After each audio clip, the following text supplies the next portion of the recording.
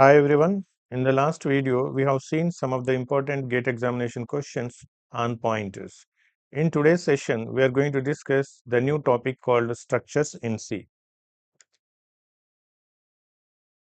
Before moving on to the definition of the structure, let us have some discussion here. Let us take a variable integer a is equals to some value we are giving 10, and the name of the memory location here is a, and the value we have given is 10. When we try to assign a new value 20 to the variable a, then what happens? The value 10 is replaced with the new value 20, and the final value of a becomes 20. Here, what I want to say is an ordinary variable is going to store only one value at a time. Either it may be the integer variable, character variable, float, or double. Only one value is stored. Now, how to store the multiple values in a single memory location? The alternative that we have seen in the previous classes is an array, or we can say arrays. By declaring an array, integer a of 3, or we can say by declaring an array of type float f of some dimension 5, and by declaring some array character c of 10, we can store multiple values. We can store 3 values or 3 elements of type integer. Here we can store 5 elements of type float. Here we can store 10 elements of type character. That means either in the array A or F or C, means integer array, next we are taking float array, third we are taking character array. In integer array, we can store only integer elements. In the float array, we can store only float values. In the character array, we can store only the character values. Means we can store only same type. Means that an array is going to contain homogeneous elements. Homogeneous in the sense same type. But in some situations, I want to store the first element of type integer, and second element is of type character, third element is of type float, and fourth element is of type double. So I want to store 4 elements of different type, 4 different types. So what is the alternative for that? The alternative for this to store heterogeneous elements is nothing but structures. That is the main concept of using structures. What is meant by structure here? A structure is the user-defined data type. This is very, very important. It is the user-defined data type that can hold more than one element of different type. Different type. This is the basic definition of a structure. For example, you take a student of a class.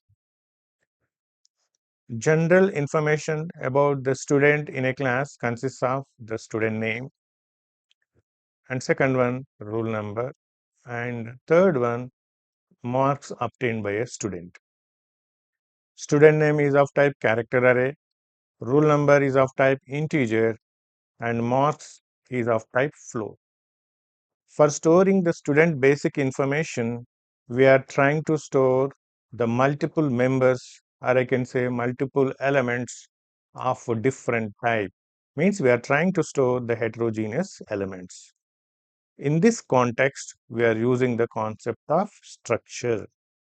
Now, we use the keyword struct to define a structure.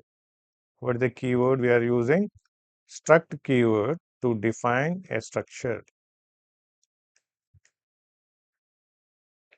In another sense, I can say that a structure is the new data type which can store the multiple elements of different type.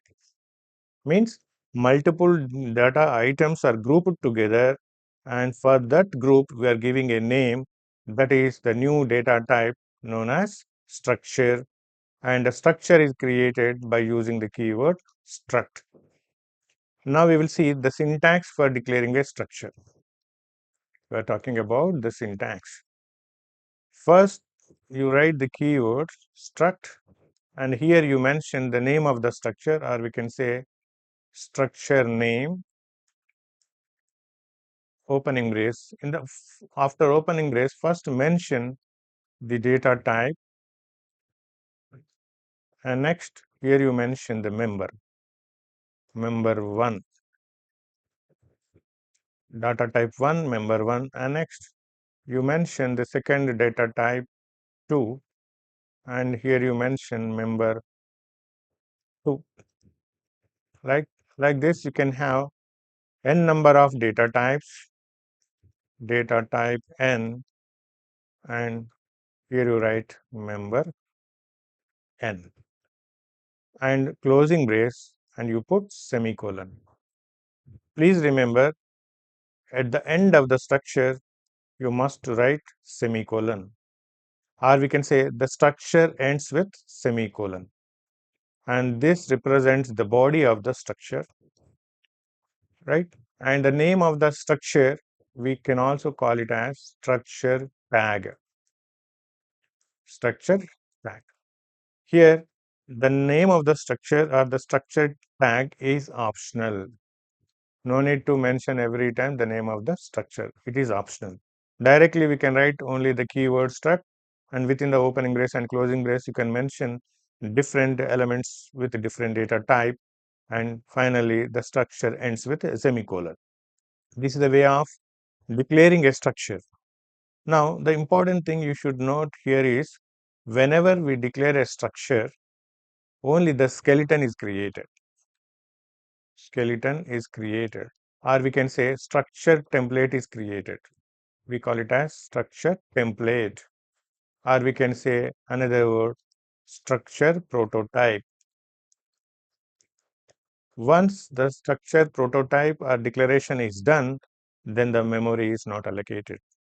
No memory is allocated for the structured declaration until unless you create a structured variable.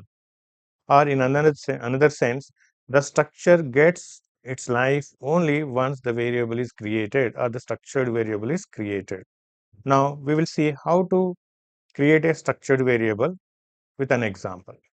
See, as per the syntax we have discussed, a structure is created by using the keyword struct. Okay, here I am writing struct, and the name of the structure here I am writing it as student. Struct student and opening brace. And the first data type here I am taking is character, and the name of the field here I am taking is student name of some size, assume that 20. This is the first member S name of type character.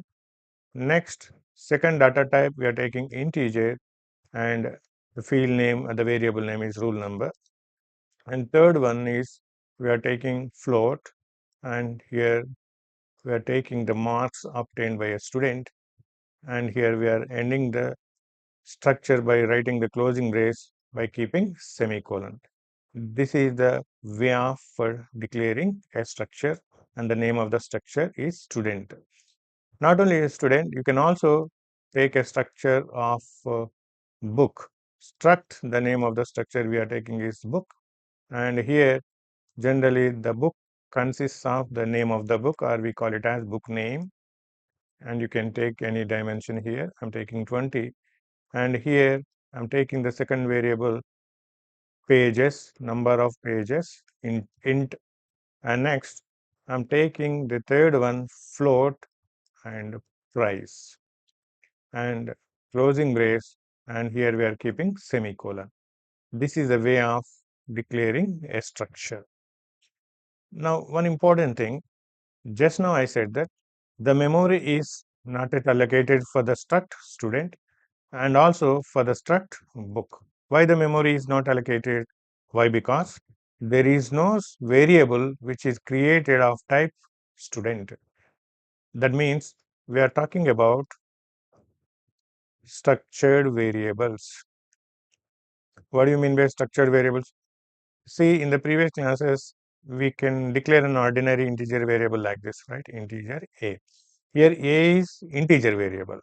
Now, Similar to an integer variable, you have to declare a variable, for example, s1 of type struct to student.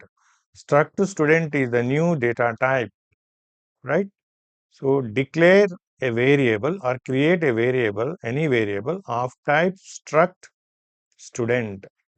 This is known as the structured variable. Whenever structured variable is created, then the memory for the structure student is allocated. That means no memory is allocated for the structure until unless the structured variable is created. This is very, very important. Now, when we declare a variable struct to student s1, for example, we are creating how to here I'm talking about creating structured variables.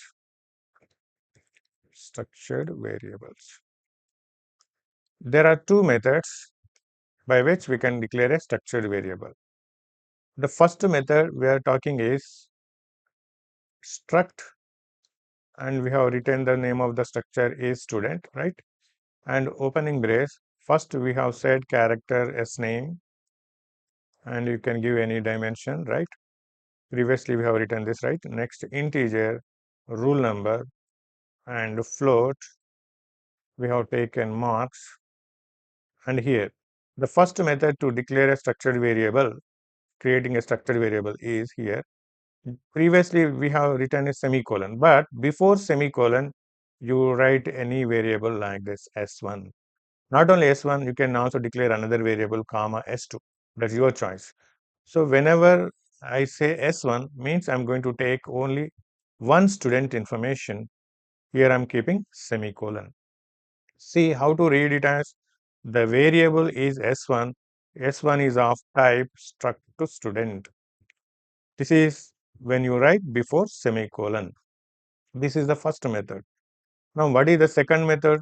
The second method here we are talking is you write same struct student, and opening brace, you write same character s name and give the dimension 20, and you write integer rule number, and third one you write float marks, and closing brace and keep semicolon.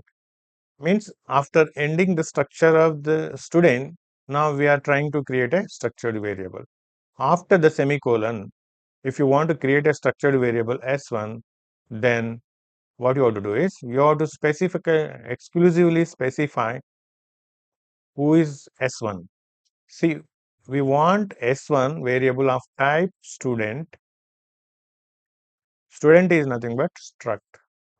So for the second method, what you write after keeping semicolon, you have to write struct to student s1.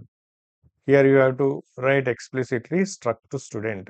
When you write s1 before the semicolon here, no need of specifying struct to student. Why? Because s1 automatically comes under struct to student. So this is the first method, and this is the second method. The second method we are talking about, after closing the structure, we are going to create a structured variable s1. These are the two methods by which we can create a structured variable. Now, how much memory is allocated for the variable s1? The amount of memory allocated for the structured variable s1 is given as, first, how many fields are there? There are three fields, right? This is the first one, second one, and third one.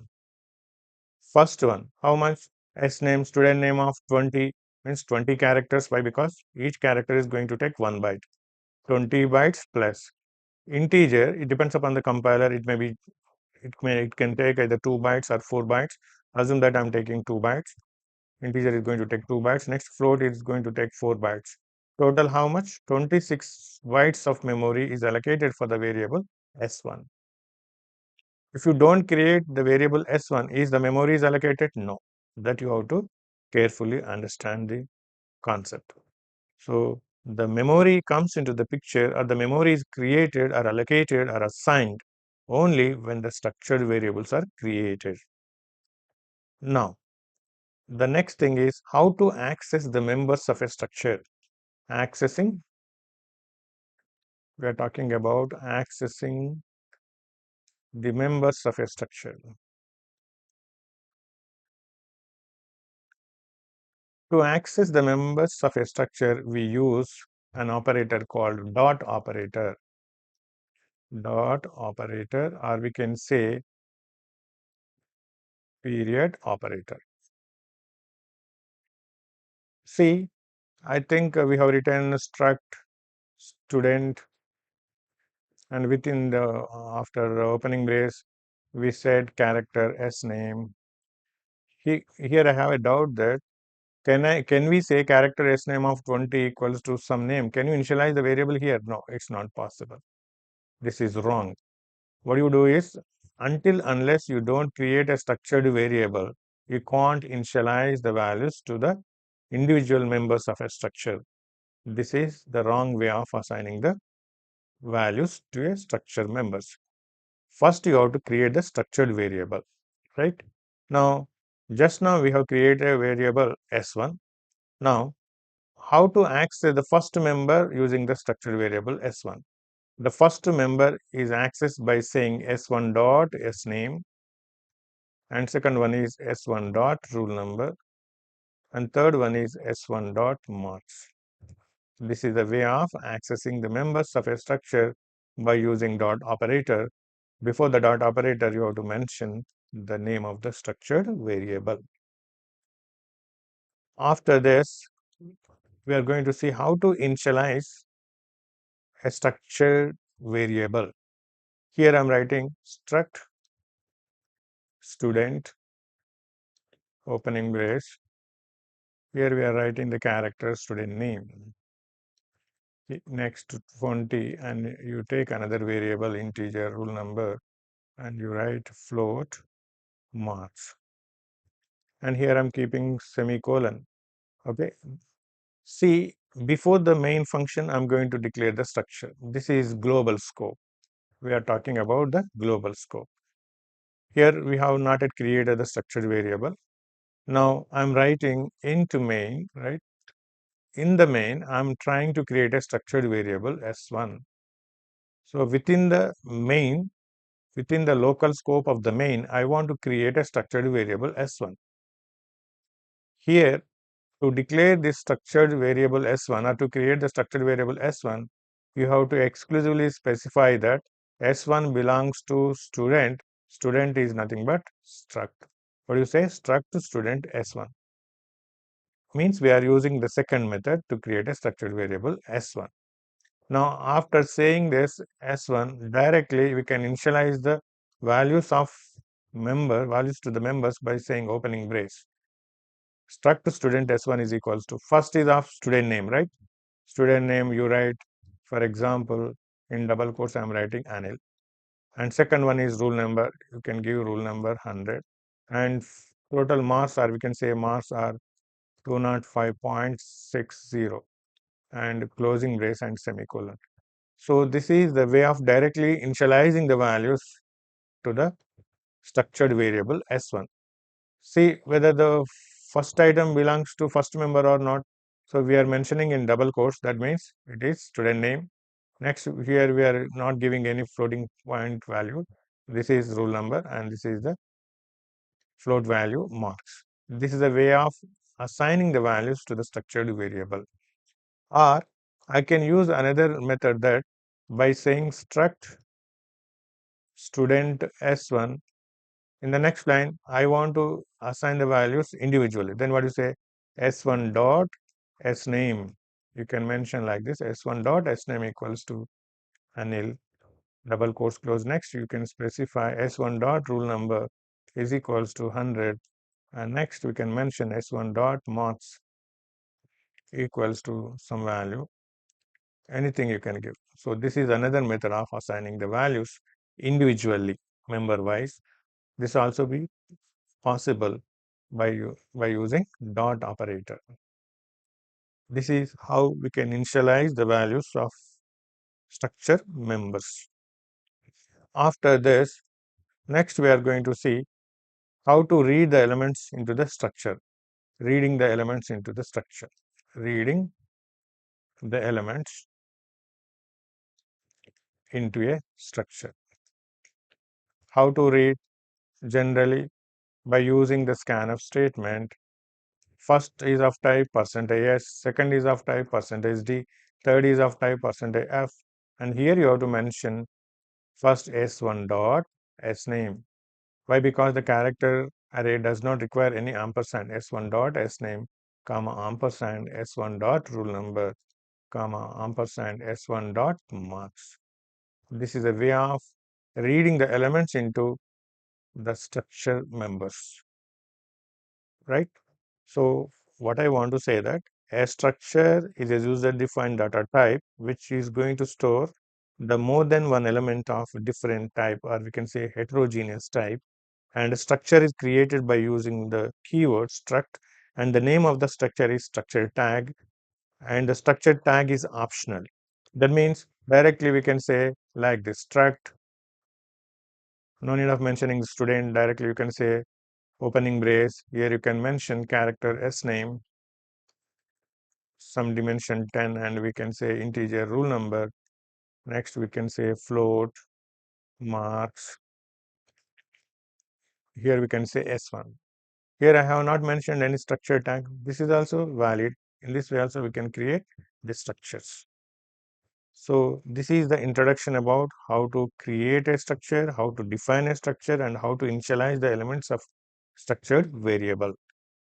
So with this, I'm going to close the session. In the next class, we will see more details. Thank you for watching.